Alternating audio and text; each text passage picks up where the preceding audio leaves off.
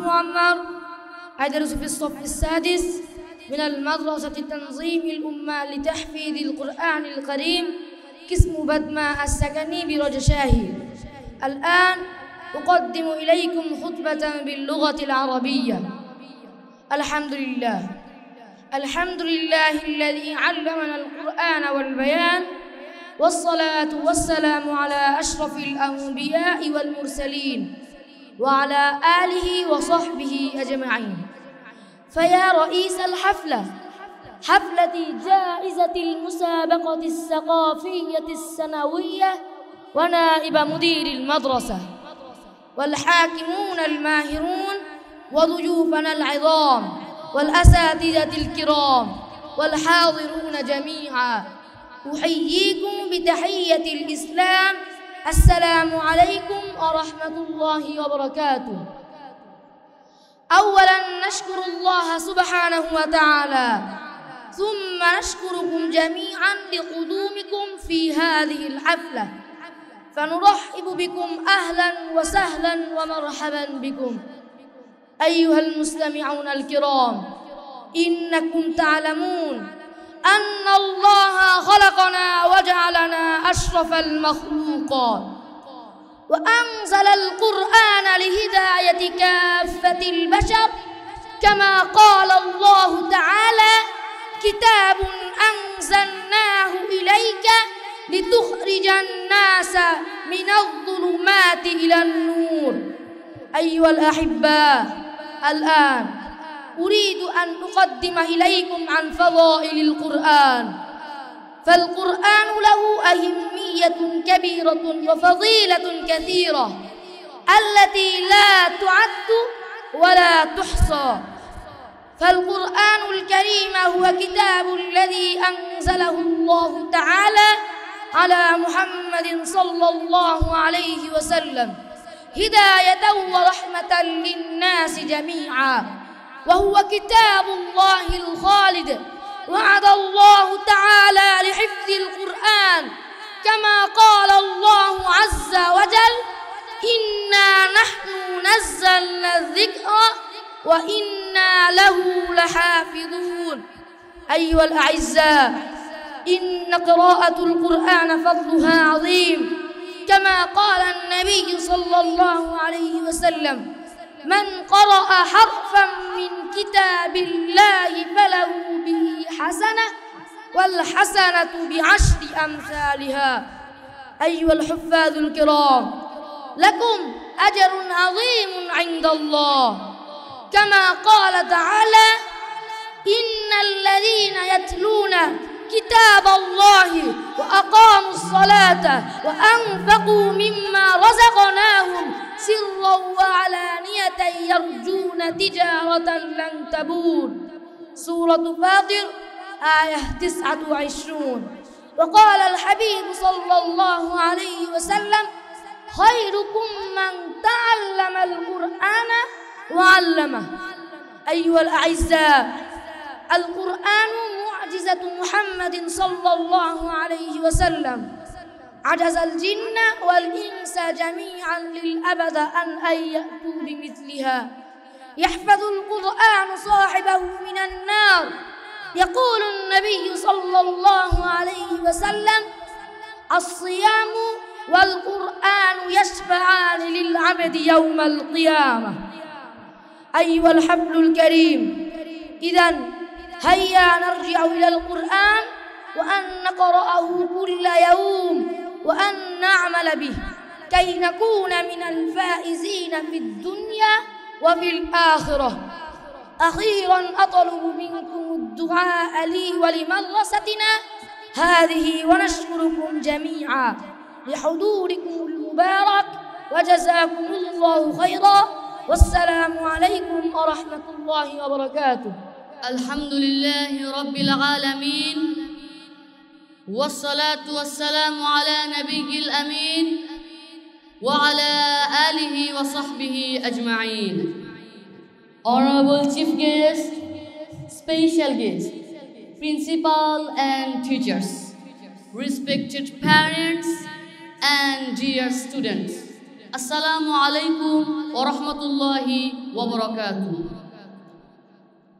Welcome to the annual Sports and Culture Prize Giving Ceremony 2025. Dear audience, today I feel much honored to stand here in front of you all and acknowledge the achievements of our brilliant students who have made both the madrasa and their parents proud. This program is held to recognize the young talents. Today, we have gathered here not just to celebrate the achievements of our students, but also to give due regards to our values and morals. Honorable guests, awards are a way to encourage good behavior and speed competitive spirit. So we are here to give away the awards in various categories.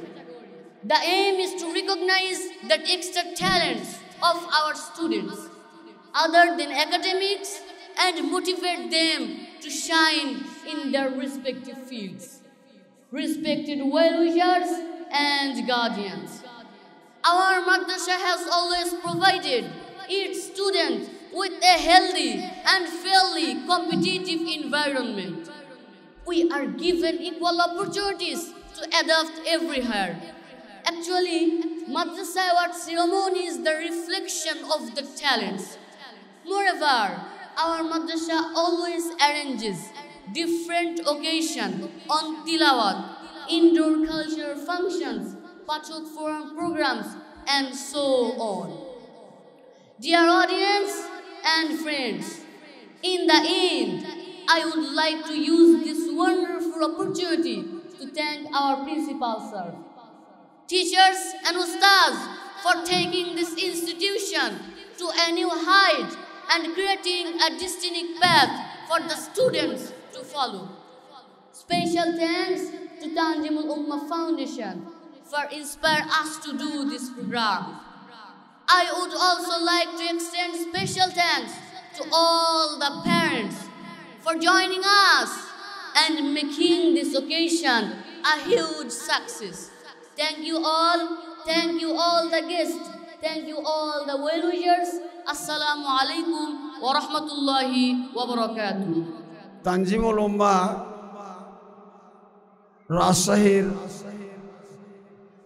প্রতিষ্ঠান সমূহের আজকের এই পুরস্কার বিতরণী অনুষ্ঠান 2025-এর সম্মানিত সভাপতি,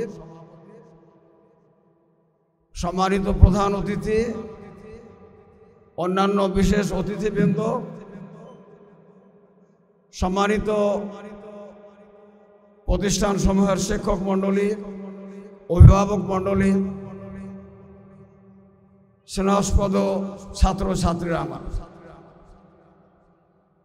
আমি আজকে এই ধরনের মনোরম পরিবেশে সুন্দর একটা আয়োজন দেখে আল্লাহ তাআলার শুকরিয়া আদায় করছি।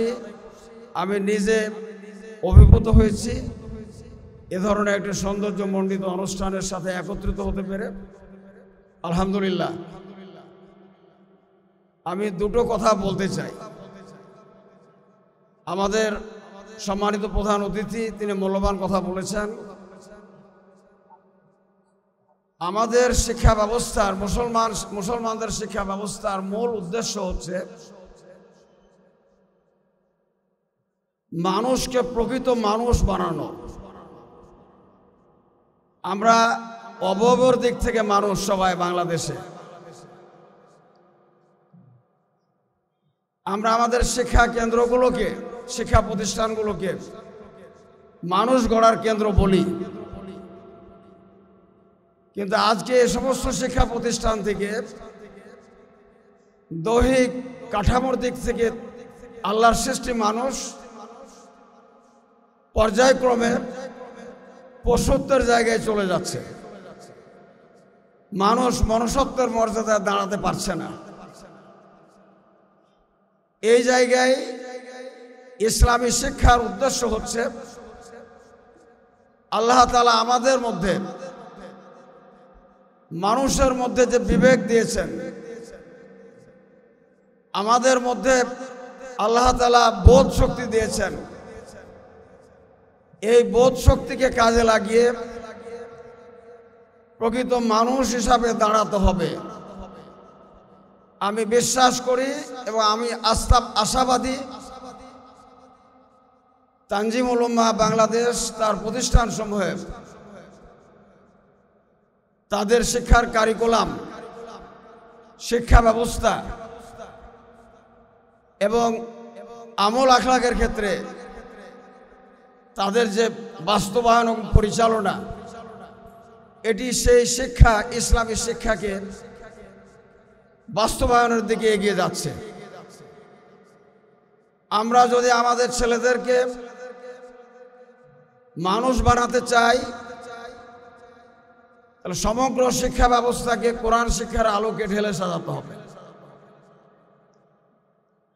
এদিক থেকে তানজিমুল উম্মাহর কর্মসূচি আমি অনেকটাই সফল মনে করি।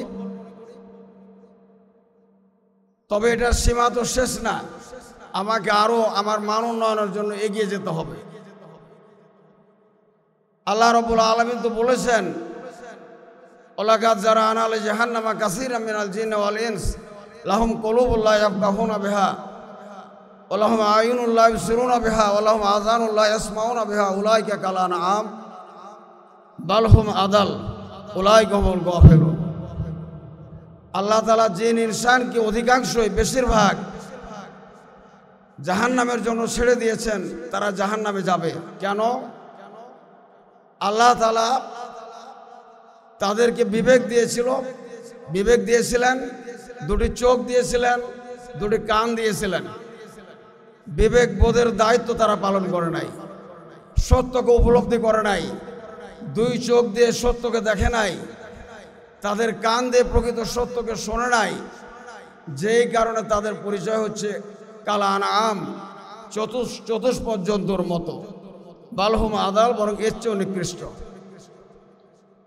পশুরাও তাদের মনিবের কথা, মালিকের কথা শোনে, কিন্তু মানুষ আশরাফুল মাখলুকাত, আমরা আমাদের মনিব এবং মালিকের কথা শুনি না। আমাদের চোখ, কান, বিবেক ভোঁতা হয়ে গেছে, যে কারণেই আমাদের জায়গাতে অবস্থানটা ওই পশুত্বের সাথে তুলনা করা হয়েছে।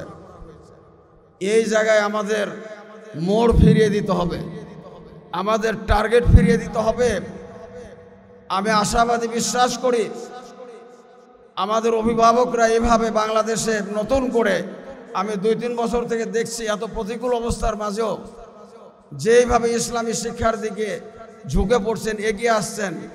একদিকে প্রাথমিক শিক্ষা, সরকারের প্রাইমারি শিক্ষা, আর এই সমস্ত ধর্মীয় যে সমস্ত শিক্ষা প্রতিষ্ঠান, নুরানি মাদ্রাসা, ক্যাডেট মাদ্রাসা, বিভিন্ন নামে ধর্মীয় শিক্ষার যে প্রতিষ্ঠানগুলো শিশুদের জন্য, আমরা মানে একে মূল্যায়ন করলে দেখবো যে এখন ইসলামী শিক্ষার দিকে এই শিশুরা ধাবিত হচ্ছে। বাবা মা তার ছেলেটাকে ইসলামী শিক্ষার সাথে দিয়ে দিচ্ছে। অভিভাবক মণ্ডলীর দায়িত্ব, আল্লাহ রাসূলের ভাষায়, মা নাহালা ওয়ালিদুন ওয়ালাদাহু মিন নাহালিন আফদালা মিন আদাবিন হাসান। অভিভাবকদের জন্য আল্লাহ রাসূল বলেছেন, সন্তান সন্ততির জন্য সবচেয়ে বড় অবদান হচ্ছে তাকে শিষ্টাচার শিক্ষা দিল, আদব শিক্ষা দিল, তাকে প্রকৃত জ্ঞান শিক্ষা দিল, যাতে করে তার শিক্ষা এবং চরিত্রের পরিবর্তন আনতে পারে। সম্মানিত অভিভাবক মণ্ডলী, সুধী মণ্ডলী, ছাত্রছাত্রীরা আমার, আমি আপনাদের সকলের কাছে আমার অনুরোধ রাখবো, আল্লাহ রাসূলের এই হাদিস অনুযায়ী আমরা আমাদের শিশুদেরকে, কোমলমতি শিশুদেরকে যদি প্রকৃত শিষ্টাচার শিক্ষা দিতে পারি, আদব আখলাক শিক্ষা দিতে পারি, পাশাপাশি একাডেমিক শিক্ষা যদি কোরআন সুন্নাহর আলোকে আমরা দিতে পারি, তাহলে ইনশাআল্লাহ আমাদের লক্ষ্য আমরা অর্জন করতে পারবো। আগামী দিনে একটি শিক্ষার ক্ষেত্রে একটা বৈপ্লবিক পরিবর্তন আসবে। যেই শিক্ষা ব্যবস্থার দিকে মানুষ ধাবিত হচ্ছে, বাবারা সেভাবে নিজেরা তৈরি না, কিন্তু ছেলেটা মানুষের মতো মানুষ হোক, এটা চাই। এই কারণে অনেক বাবা দিনী শিক্ষা অর্জন করতে পারে না, কিন্তু ছেলেটাকে কোথায় দিনী শিক্ষা আছে, কোথায় কোরআন সুন্নাহর শিক্ষা আছে, এই শিক্ষার জন্য তারা এগিয়ে আসছে। আলহামদুলিল্লাহ, এটা আমাদের আশাবাদ।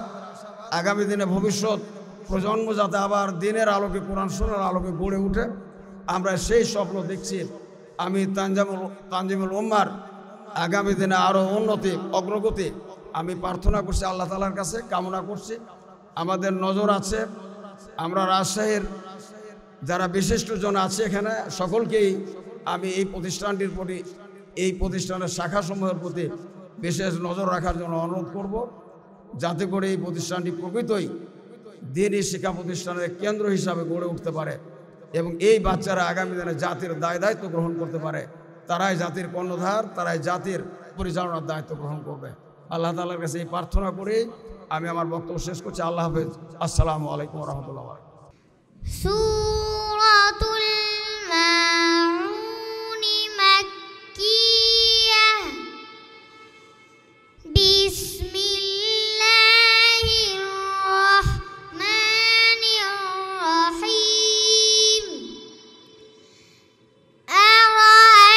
আরাআইতাল্লাযী ইউকাযযিবু বিদ্দীন। فذلك الذي يدع اليتيم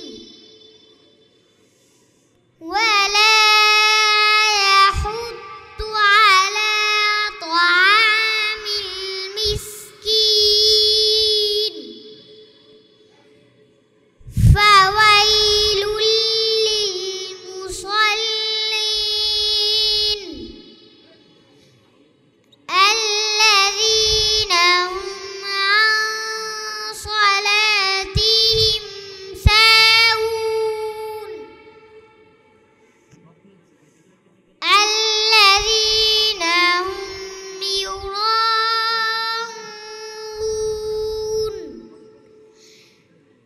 ويمنعون الماعون.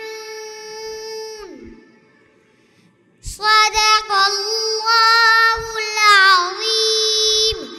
السلام عليكم. তানজিমুল উম্মাহ মাদ্রাসা রাজশাহী 4টি শাখার ছাত্রছাত্রীদের পুরস্কার বিতরণ অনুষ্ঠানে উপস্থিত বিশিষ্ট শিক্ষাবিদ, ইসলামী শিক্ষা মূল্যবোধ ভাবধারার উন্নত পরিকল্পনাকারী, তানজিমুল উম্মাহ ফাউন্ডেশনের সম্মানিত সভাপতি শ্রদ্ধেয় জনাব হাবিবুল্লাহ মোহাম্মদ ইকবাল, মঞ্চে উপস্থিত রাজশাহী বিশ্ববিদ্যালয়ের বিভিন্ন বিভাগের সম্মানিত প্রফেসরবৃন্দ, উপস্থিত তানজিমুল উম্মাহর শিক্ষক মণ্ডলী, অভিভাবক মণ্ডলী, স্নেহের ছাত্রছাত্রী সকল প্রতি সালাম। আসসালামু আলাইকুম ওয়া রাহমাতুল্লাহি ওয়া বারাকাতুহু। তানজিমুল উম্মাহ মাদ্রাসা সারা দেশে, সারা বাংলাদেশ ব্যাপী প্রায় 100-এর মতো শাখা আছে। আপনারা সকলেই জানেন, যখন বাংলাদেশের ইসলামী শিক্ষা মূল্যবোধে ভারতীয় অপসংস্কৃতির শিক্ষা ব্যবস্থা ক্রমে ক্রমে প্রবেশ করানোর চেষ্টা করতেছিল, আবার অন্যদিকে ইসলামী শিক্ষা ব্যবস্থা ধর্মীয় মূল্যবোধ থেকে দূরে রাখার জন্য যখন দীর্ঘ প্রায় 15-16 বছর অপকৌশল চালানো হয়েছিল, সেই সময় তানজিমুল উম্মাহ মাদ্রাসা তাদের ইমানি শক্তি এবং দক্ষতা দিয়ে তারা ইসলামী মূল্যবোধকে টিকায় রাখতেছে। আগে একসময় মানুষের ধারণা ছিল যে মাদ্রাসা সমূহে শুধু গরিব মানুষের ছেলে মেয়েরা পড়াশোনা করে। আজ থেকে নিয়ে প্রায় 12-13 বছর আগে একজন ছেলে সারা দেশের মধ্যে হেফজ প্রতিযোগিতায় প্রথম স্থান অর্জন করেছিল। বাংলাদেশের এক শিক্ষার্থী ফেসবুকে কয়েকজন তার ছবি দিয়েছিল, কয়েকজন মন্তব্য করেছিল, সেটা তো মনে হচ্ছে দেখে অত্যন্ত ধনী মানুষের সন্তান। তো পরবর্তী সময় কোনো একটা আলোচনা বৈঠকে কথাটা উঠল। আমি বললাম যে আমার ছোট ভাইরা রাজশাহী মেডিকেলের ছাত্র, 27তম BCS-এর ডাক্তার, তার দুটা ছেলেকে আমি রাজশাহী তানজিমুল উলুম মাদ্রাসা হেফজ শাখায় ভর্তি করে দিয়েছি। তো এখন ওই কথা ভাবা যাবে না যে মাদ্রাসায় শুধু গরিব মানুষের সন্তানরা পড়ে। তানজিমুল উলুম মাদ্রাসা, আমাদের মাদ্রাসাটা মদিনা তরুণ কামিল মাদ্রাসা রাজশাহী বিশ্ববিদ্যালয়ের অতি নিকটে। এখানে রাজশাহী বিশ্ববিদ্যালয়ের সম্মানিত স্যারদের কিছু ছেলেমেয়েরা লেখাপড়া করে এবং সেটা অত্যন্ত সীমিত সংখ্যক ছিল, কারণ আমরা সেই ধরনের উন্নত পরিবেশ দিতে পারি নাই। এটা আমাদের ব্যর্থতা বা দৈন্যতা। কিন্তু তানজিমুল উলুম মাদ্রাসা হওয়ার পরে এই জরিপ করে দেখা যায় রাজশাহী বিশ্ববিদ্যালয় বা রাজশাহী বিচার বিভাগ, পুলিশ বিভাগ, রুয়েটের প্রফেসর, সরকারি কলেজের প্রফেসরদের ছেলেমেয়েরা অনেক ছাত্রছাত্রী এখানে লেখাপড়া করছে এবং তারা পরবর্তী সময় উচ্চশিক্ষা গ্রহণ করে সমাজের অনেক বড় স্তরে প্রতিষ্ঠা লাভ করেছে। আমার জানা মতে আজ থেকে নিয়ে 16-15 বছর আগে তানজিমুল উলুম মাদ্রাসা থেকে আলিম পাশ করে ছাত্ররা সেনাবাহিনীর কমিশন র্যাঙ্কেও অনেকে চাকরি করছে। তা আমাদের সকলের প্রত্যাশা থাকবে এবং সহযোগিতা থাকবে তানজিমুল উলুম মাদ্রাসার এই শিক্ষাধারা, মূল্যবোধ, চিন্তাভাবনা নিয়ে প্রতিষ্ঠাতা মহোদয় যেভাবে এগিয়ে যাচ্ছেন তাতে সর্বাত্মক সহযোগিতা আমরা ইনশাল্লাহ অবশ্যই করব। আমরা যেটা পারি নাই, সরকারি মাসে আমরা প্রায় 22 থেকে 24 লক্ষ টাকা বেতন পাই, তা নিয়ে যা আমরা করতে পারি নাই, তানজিমুল উলুম মাদ্রাসা বা তানজিমুল উলুম কর্তৃপক্ষ তারা নিজেদের অর্থায়নে তারা এর সাথে অনেক ভালো কিছু শিক্ষা দিতে পারছে, ভালো পরিবেশ শিক্ষা দিতে পারছে এবং অনেক ভালো পরিবারের ছেলে মেয়েদের তারা আকৃষ্ট করতে পারছে। আমি দোয়া করি আল্লাহ পাক তাদের এই ধারাকে অব্যাহত রাখুক, উন্নত থেকে আরও উন্নততার উপরে নিয়ে যাক এবং আমাদের পক্ষ থেকে, ক্ষুদ্র মানুষের পক্ষে থেকে যত সামান্য সহযোগিতা করা প্রয়োজন আমরা ইনশাল্লাহ করব। তানজিমুল উলুমার কল্যাণ কামনা করে শেষ করছি। যে সমস্ত অভিভাবক, অভিভাবিকাগণ তাদের ছেলে মেয়েদেরকে এই ইসলামী মূল্যবোধ, এই চিন্তাধারায় তানজিমুল উলুম মাদ্রাসায় শিক্ষাদানের জন্য প্রেরণ করেছেন, তাদের জন্য আন্তরিক দোয়া ও কল্যাণ কামনা করে শেষ করছি। আমা তৌফিক ইল্লা বিল্লাহ। আসসালামু আলাইকুম ওয়া রাহমাতুল্লাহি ওয়া বারাকাতুহু। My mother is my sweet mother, my father is my noble father. My mother is my sweet mother, my father is my noble father. 'Cause father and mother are our great moral teacher, great moral teacher, great moral teacher, great moral teacher. My mother says every morning pray and read the Quran, avoid the false talk, receive the well one, learn our great religion. My mother says every morning pray and read the Quran, avoid the false talk, receive the well one, learn our great religion. 'Cause father and mother are our great moral teacher, great moral teacher, great moral teacher, great moral teacher. My father says all the time, love Allah's creation, try hard and soul, never forget your goal, always go with Islam. My father says all the time, love Allah's creation, Try hard and soul, never forget your goal.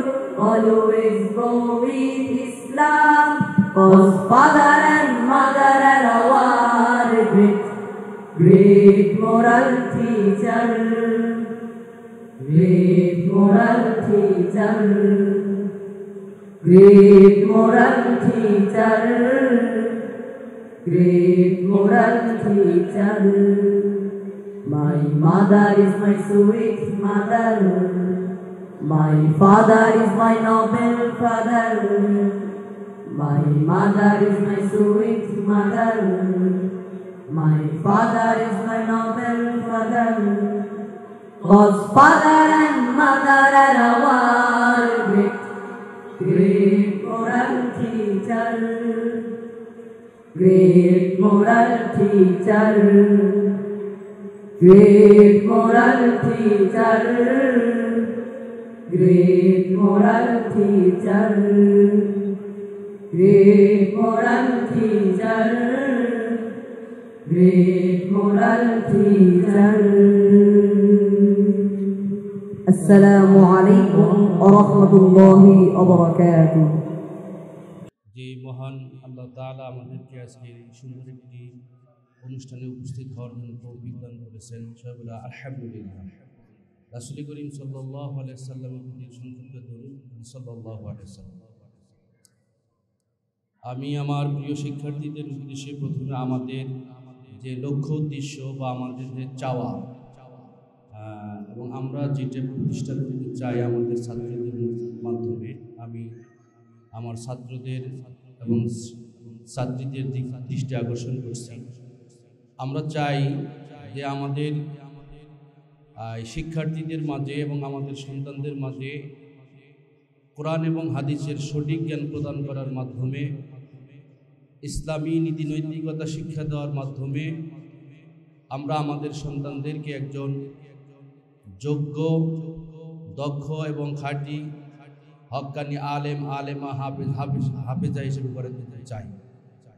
এবং আমরা তাদেরকে একজন হক্কানি আলেম, আলেমা, হাফেজা হিসেবে গড়ে তুলে তাদের নিজেদের জীবনের আমূল পরিবর্তন, তাদের নিজেদের জীবনটাকে সেই এলেমের আলোকে আমল করে কোরআন হাদিসের শ্বাসে ঢেলে গঠন করবেন এবং সেই কোরআন এবং হাদিসের জ্ঞানের আলোকে আল্লাহ তাআলা আমাদেরকে যে পূর্ণাঙ্গ জীবন ব্যবস্থা দিয়েছেন, দিন ব্যবস্থা দিয়েছেন, সেটি বাংলাদেশের জমিন সহ সারা বিশ্বের জমিনে কায়েম করবেন।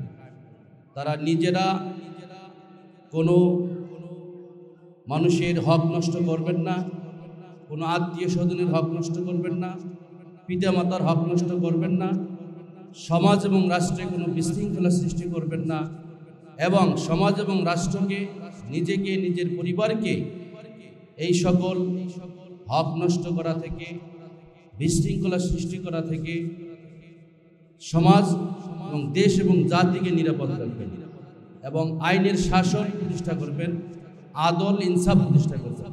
আমরা আমাদের শিক্ষার্থীদের মাধ্যমে সারা বাংলায় এটি প্রতিষ্ঠা করতে চাই।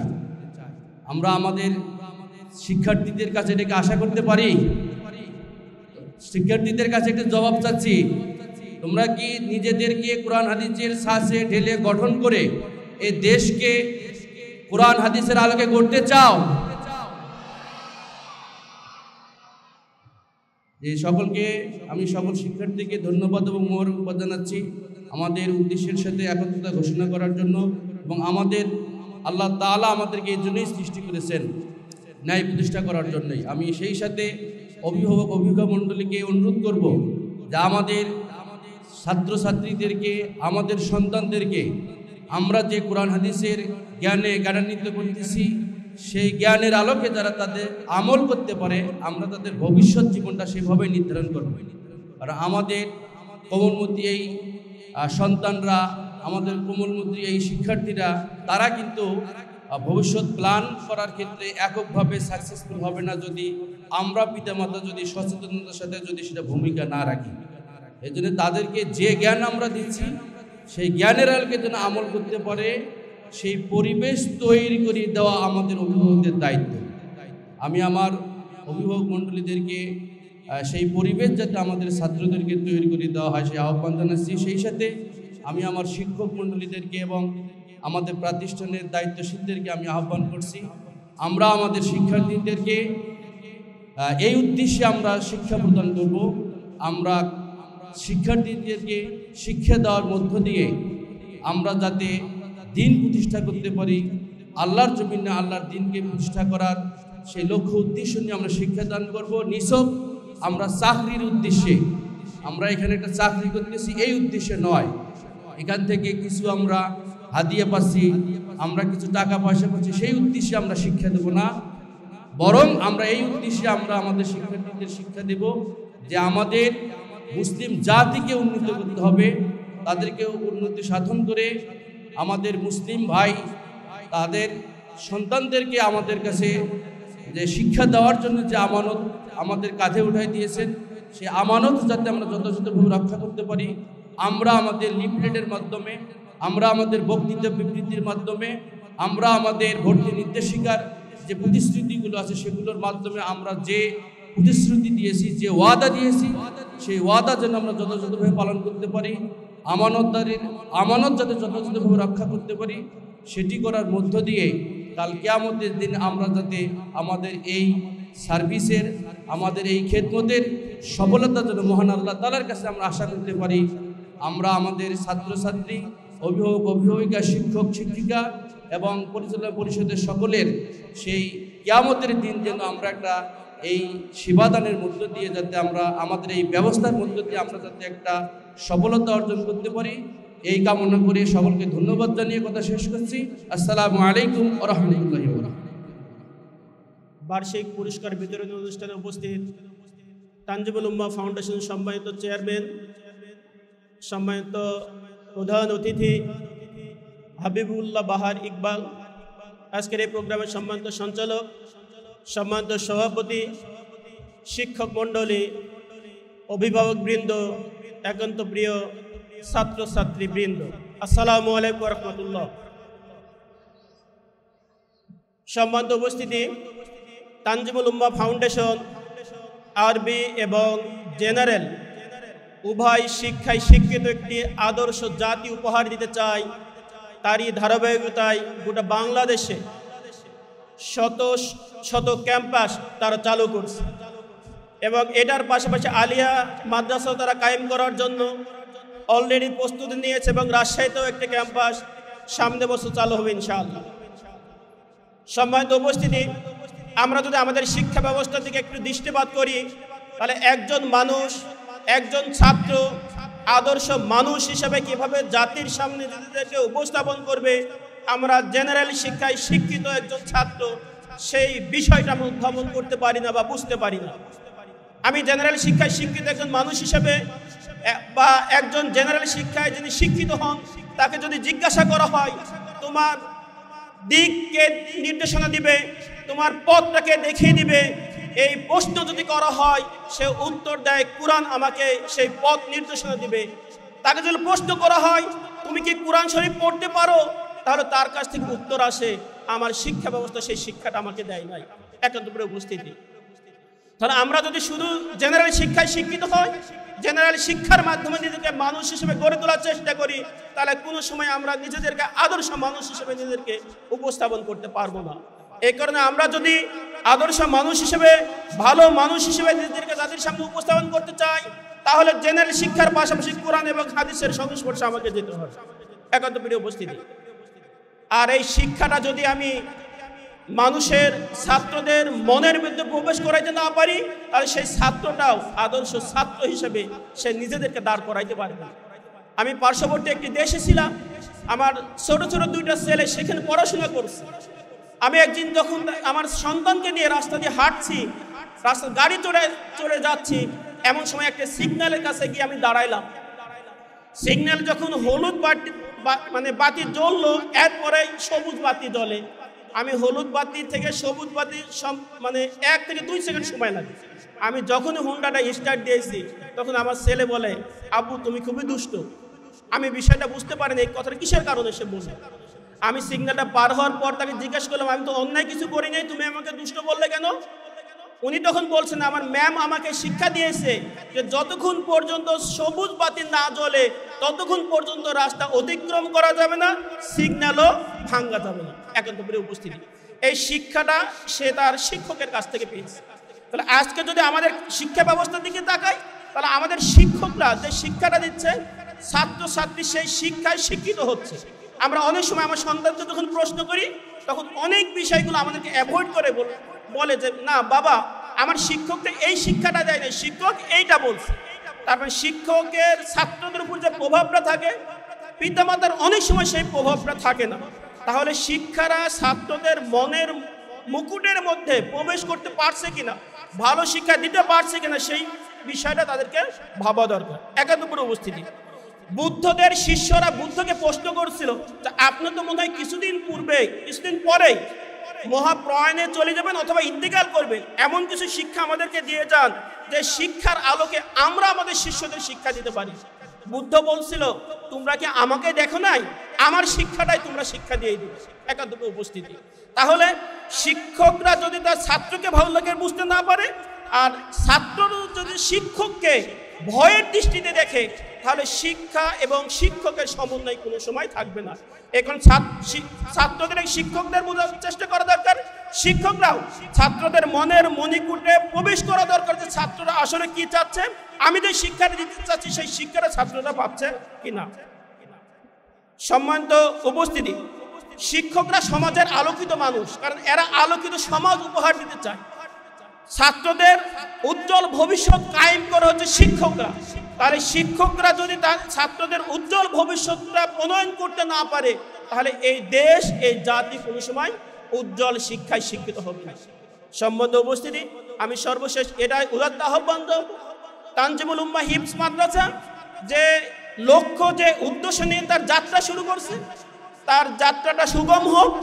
আরবি এবং ইসলামী শিক্ষায় শিক্ষিত মানুষ হিসেবে জাতির সামনে, ছাত্রদের সামনে যে উজ্জ্বল দৃষ্টান্ত তারা স্থাপন করতে এগিয়ে চলছে, সেই উজ্জ্বল দৃষ্টান্তটা জাতির সামনে উপস্থাপন করুক, এই আশাবাদ এবং আহ্বান রেখেই আমি আমার কথা এখানে শেষ করছি।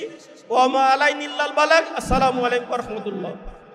আসসালামু আলাইকুম ওয়া রাহমাতুল্লাহ।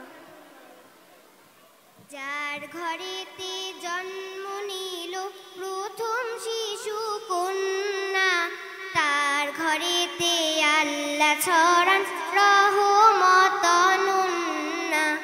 যার ঘরেতে জন্ম নিল প্রথম শিশু কন্যা, তার ঘরেতে আল্লাহ ছড়ান রহমত অনন্যা। যার ঘরেতে জন্ম নিল প্রথম শিশু কন্যা, তার ঘরেতে আল্লাহ ছড়ান রহমত অনন্যা।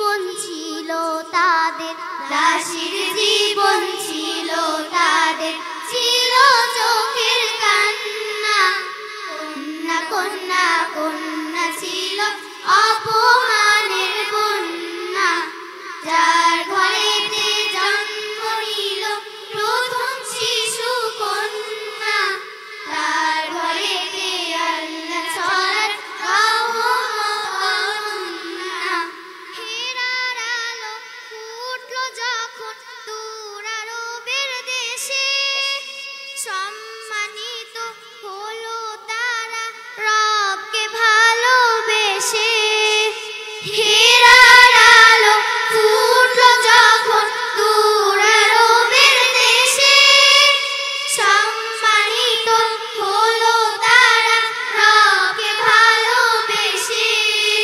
কন্যা হলো সবচেয়ে দামি, কন্যা হলো সবচেয়ে দামি, হীরামতি কন্যা তাদের পায়ের তলে দিলেন মহান প্রভু জান্নাত। যার ঘরেতে জন্ম নিল প্রথম শিশু কন্যা, তার ঘরেতে আল্লাহ ছড়ান রহমত অনন্যা। যার ঘরেতে জন্ম নিল প্রথম শিশু কন্যা, তার ঘরেতে আল্লাহ ছড়ান রহমত অনন্যা। তার ঘরেতে আল্লাহ ছড়ান রহমত অনন্যা। তার ঘরেতে আল্লাহ ছড়ান রহমত অনন্যা। বিসমিল্লাহির রহমানির রহিম। আলহামদুলিল্লাহি রাব্বিল আলামিন ওয়াসসালাতু ওয়াসসালামু আলা সাইয়্যিদিল মুরসালিন ওয়া আলা আলিহি ওয়া আসহাবিহি আজমাইন ওয়া বা'দ। আজকের এই অনুষ্ঠানের মধ্যমণি তানজিমুল উম্মাহ ফাউন্ডেশনের সম্মানিত চেয়ারম্যান জনাব হাবিবুল্লাহ মোহাম্মদ ইকবাল, আজকের অনুষ্ঠানের সম্মানিত সভাপতি, অতিথিবৃন্দ, তানজিমুল উম্মাহ মাদ্রাসার সম্মানিত শিক্ষকবৃন্দ, অভিভাবকবৃন্দ এবং শিক্ষার্থীবৃন্দ, আসসালামু আলাইকুম রহমতুল্লাহি ওয়া বারাকাতুহু। আমি আজকে আমার নিজেকে অত্যন্ত ধন্য মনে হচ্ছে, কারণ আমি আজকে যাদের মাঝে দাঁড়িয়েছি তারা সবাই আল্লাহ রব্বুল আলামিনের দেয়া যে জ্ঞান, ইলম, কোরআন এবং সুন্নাহ তা হয় গ্রহণ করছেন, না হয় শিক্ষা দিচ্ছেন কিংবা অন্তরে লালন করছেন, এরকম একটা গ্রুপ পিপলের মাঝে আমি আজকে দাঁড়িয়ে আছি। এই জন্য আল্লাহ রব্বুল আলামিনের দরবারে শুকরিয়া আদায় করছি। আমি তানজিমুল উম্মাহ মাদ্রাসা রাজশাহী কর্তৃপক্ষকে আমি ধন্যবাদ জানাচ্ছি, কৃতজ্ঞতা জানাচ্ছি যে আমাকে তারা দাওয়াত দিয়েছেন, কিছু কথা বলার সুযোগ দিয়েছেন। সম্মানিত উপস্থিতি, আসলে তানজিমুল উম্মাহর যে এই চেষ্টা, প্রচেষ্টা, সাধনা, আন্দোলন, এটি একটি মহৎ আন্দোলন, মহৎ প্রচেষ্টা। কারণ মানুষের মাঝে, কোমলমতি শিক্ষার্থীদের মাঝে ইসলামের জ্ঞান ছড়িয়ে দেওয়া, কোরআন এবং হাদিসের জ্ঞান ছড়িয়ে দেওয়ার এই প্রচেষ্টা আমার দৃঢ় বিশ্বাস যে আল্লাহ রাব্বুল আলামিন কবুল করেছেন।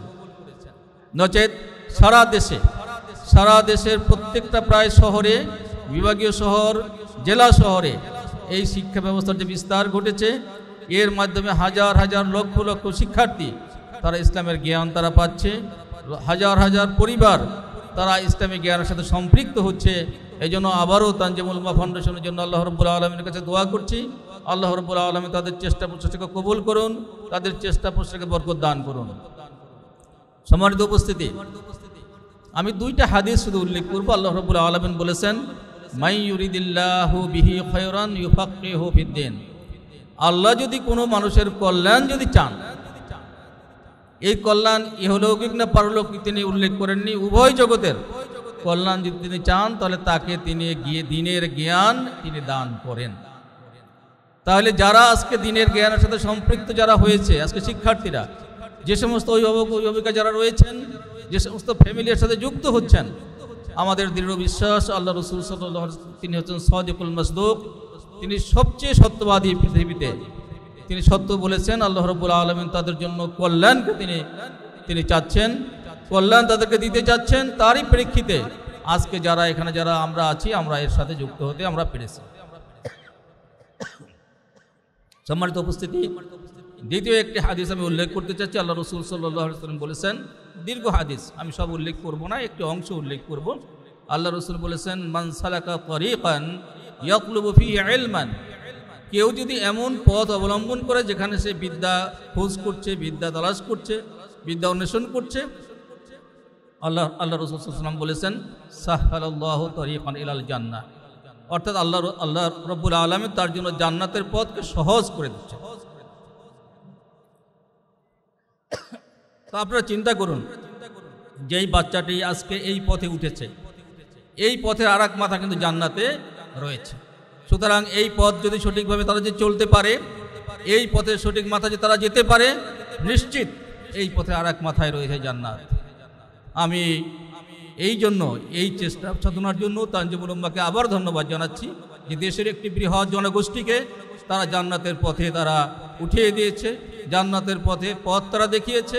আমার দৃঢ় বিশ্বাস যারা অভিভাবক যারা রয়েছেন, আপনাদের বাচ্চাদেরকে এই পথ থেকে আপনারা সরিয়ে নেবেন না। আপনাদের অনেকের হয়তো মনে এটা হতে পারে যে আমি ছোটোবেলায় এদেরকে মাদ্রাসায় পড়াবো, তারপর একটা পর্যায়ে আমি স্কুলে নিয়ে যাব। না, আপনারা মাদ্রাসার শেষ ডিগ্রিটি আপনারা নেওয়ার চেষ্টা করবেন, পাশাপাশি জেনারেল শিক্ষার সাথে সম্পৃক্ত করতে পারেন আপনার বাচ্চাকে, কিন্তু মাদ্রাসা থেকে আপনারা সরিয়ে নিয়ে যাবেন না। আমাদের যেটা অভিজ্ঞতা, যে সমস্ত বাচ্চারা মাদ্রাসায় লেখাপড়া শুরু করেছে, মাদ্রাসা থেকে যখন সরে গিয়েছে অনেকেই বিভ্রান্ত হয়ে গিয়েছে, অনেকেই অন্য পথে চলে গিয়েছে। এই জন্য আপনাদের কাছে অনুরোধ থাকবে যে আপনাদের বাচ্চাদেরকে আপনারা মাদ্রাসায় আপনারা রাখবেন।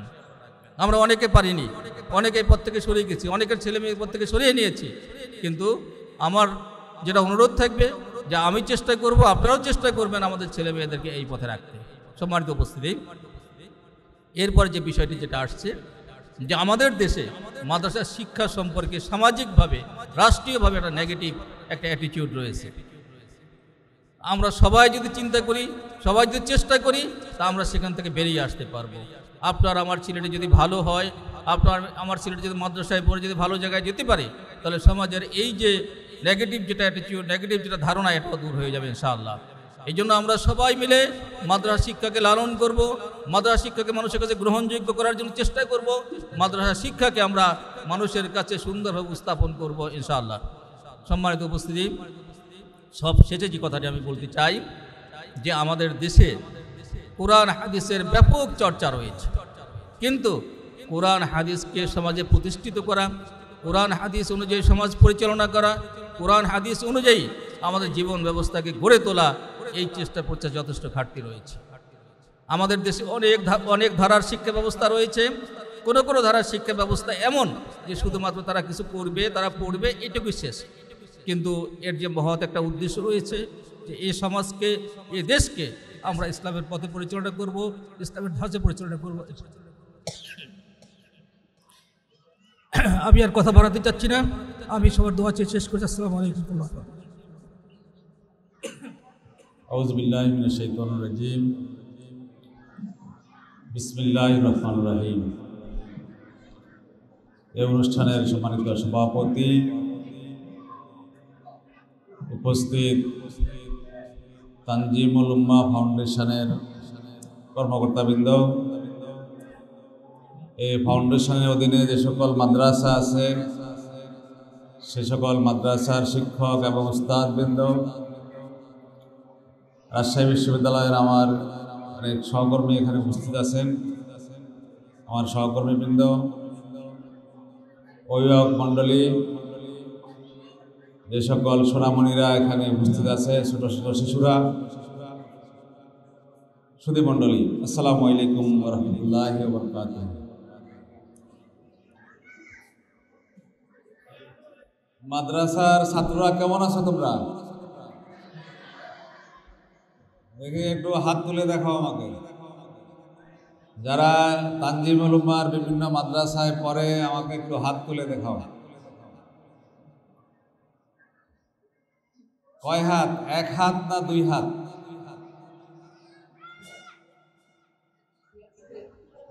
হাত নামাও, আরেকবার হাত তোলো, আবার হাত নামাও, আরেকবার হাত তোলো, হাত নামাও। কষ্ট হয়েছে? আচ্ছা, খুব ভালো, ঠিক আছে। আমরা একটু শুনি, অনেকে অনেক কাজে ব্যস্ত ছিল তো আমি একটু দৃষ্টি আকর্ষণ করলাম আর কি। বাচ্চারা অনেকক্ষণ বক্তৃতা শুনেছে, কথা বলা খুব বিরক্তিকর, কথা বলা থেকে কথা শোনা শোনা খুবই বিরক্তিকর, অনেকক্ষণ একসাথে শুনতে ইচ্ছা করে না। এজন্য সকাল থেকে হয়তো এই প্রোগ্রাম হচ্ছে, বাচ্চারা বক্তৃতা শুনতে শুনতে বিরক্ত হয়ে গেছে। তোমরা বিরক্ত হয়েছো? হ্যাঁ, একটু পরেই ঠিক হয়ে যাবে। বিরক্ত হয়েছে ঠিকই, এবং সবাই হয়তো ক্ষুধার্ত। কে কে সকালে নাস্তা খেয়েছে দেখি হাত তোলো তো। সকালে নাস্তা খেয়েছে, হাত নামাও। কে কে সকালে নাস্তা খায় নাই হাত তোলো তো। এই তো অনেকেই আছে। পেটের খিদা নিয়ে বক্তৃতা শুনতে মোটেই ভালো লাগে না। হ্যাঁ, এই জন্য খুবই কষ্ট হচ্ছে। আমাদের ইউনিভার্সিটিতে এই অনুষ্ঠানটা হচ্ছে রাজশাহী বিশ্ববিদ্যালয় ক্যাম্পাসে, এজন্য আমরা হচ্ছে হোস্ট। আমাদেরই উচিত ছিল বাচ্চারা খাওয়া দাওয়া করছে কিনা সেই খবর নেয়া। এই জন্য যারা না খেয়ে আছে, আমি রাজশাহী বিশ্ববিদ্যালয়ের পক্ষ থেকে দুঃখ প্রকাশ করছি। এদিকে কি কথা বলতেছে কেউ? ভলান্টিয়াররা? হ্যাঁ, কথা বলা যাবে না। আজকে আমি এই অনুষ্ঠানে আসতে পেরে আমার খুবই ভালো লেগেছে। আমাদের ক্যাম্পাসে অনুষ্ঠানটা হচ্ছে। জুলাই বিপ্লবের পরে একটা ইসলামী শিক্ষা প্রতিষ্ঠানের উদ্যোগে এ ধরনের বড় একটি অনুষ্ঠান হচ্ছে। বিপ্লবের আগে এই ধরনের ইসলামী শিক্ষা প্রতিষ্ঠানের কার্যক্রম খুবই সংকুচিত ছিল।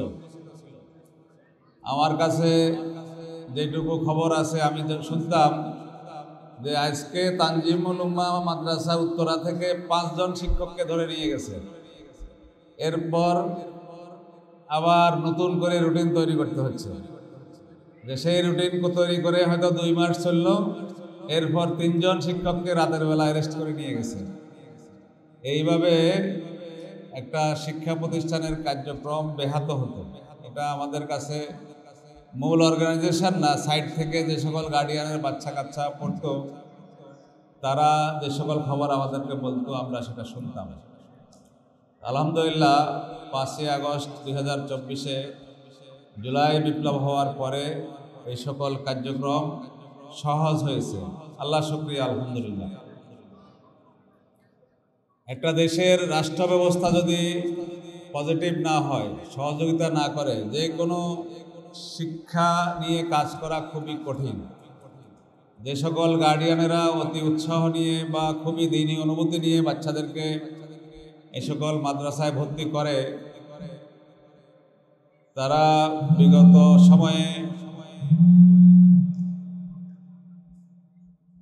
সময়ে খুবই আতঙ্কিত থাকতো তাদের বাচ্চাদের ক্যারিয়ার নিয়ে। আমরা দেখেছি ঢাকা বিশ্ববিদ্যালয়ে অনেকগুলা সাবজেক্ট যারা মাদ্রাসা থেকে পড়া ছাত্রদেরকে ভর্তি করা বন্ধ করে দিয়েছিল, এবং এখনও মনে হয় অনেক সাবজেক্ট মাদ্রাসা থেকে যারা পড়ে তাদেরকে ওই সকল সাবজেক্ট চয়েস দিতে দেয় না। এটা হচ্ছে রাষ্ট্র থেকে একটা বৈষম্য, কোনো একটা শিক্ষা ব্যবস্থাকে নিরুৎসাহিত করা। আপনারা জানেন বিভিন্ন কলেজগুলোতে ইসলামী স্টাডিজ নামে একটা সাবজেক্ট আছে, কিন্তু বিগত সময়ে ইসলামী স্টাডিজের কোনো নতুন শিক্ষক নিয়োগ হয়নি, এবং এই ইসলামী স্টাডিজ যে সাবজেক্টটি ইন্টারমিডিয়েটে অপশনাল হিসাবে পড়তো, সেটা গ্রহণ করাকে নিরুৎসাহিত করতে করতে এমন অবস্থা হয়েছে, কোনো এক কলেজে 2 জন ইসলামী স্টাডিজের শিক্ষক থাকলে তার কোনো ক্লাস ছিল না, এবং কোনো একটা কলেজে নতুনভাবে আরবি কিংবা ইসলামী স্টাডিজ অনার্স কোর্স ওপেন করার কোনো অনুমতি বিগত সময়ে দেওয়া হয়নি। এইভাবে আমি অনেক গার্ডিয়ানকে আতঙ্কিত থাকতে দেখেছি যে বাচ্চাকে তো মাদ্রাসায় দিলাম, কিন্তু বহু পথ সংকুচিত হয়ে যাচ্ছে, যে সে বহু জায়গায় অ্যাপ্লাই করতে পারছে না। সে মাদ্রাসায় পড়ে ভবিষ্যতে কোথাও ভর্তি হতে পারবে কিনা, অথবা সে মাদ্রাসা পড়ে শেষ করে ভালো কোথাও জায়গায় চাকরি করতে পারবে কিনা, এই বিষয়ে তারা আতঙ্কিত ছিল।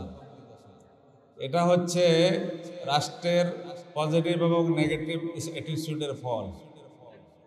আমরা জানি যে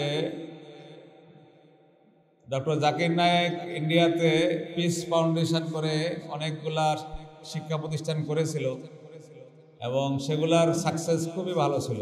সেখান থেকে যে প্রোডাকশন বাইর হয়েছে তারাও একাধারে আরবি বলার মতো যোগ্যতা অর্জন করেছে, সাথে সাথে ইংরেজি, উর্দু, হিন্দি এইসব বলারও যোগ্যতা সম্পন্ন ছাত্রছাত্রী সেখান থেকে প্রডিউস হয়েছে। কিন্তু আমরা এটা জানি যে রাষ্ট্রের নিপীড়নের কারণে ডক্টর জাকির নায়েক তার মাতৃভূমি থেকে বিতাড়িত হয়েছেন এবং তার প্রতিষ্ঠানগুলো থ্রেটেন্ড হয়ে গেছে, তাদের এক্সিস্টেন্সও খুবই থ্রেটেন্ড হয়েছে। এজন্য একটা রাষ্ট্রে ইসলামের পক্ষের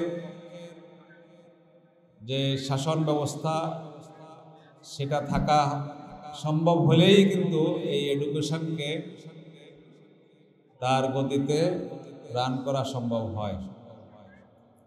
আলহামদুলিল্লাহ, আমি আজকের উপস্থিতি দেখে খুবই হ্যাপি যে আমাদের এত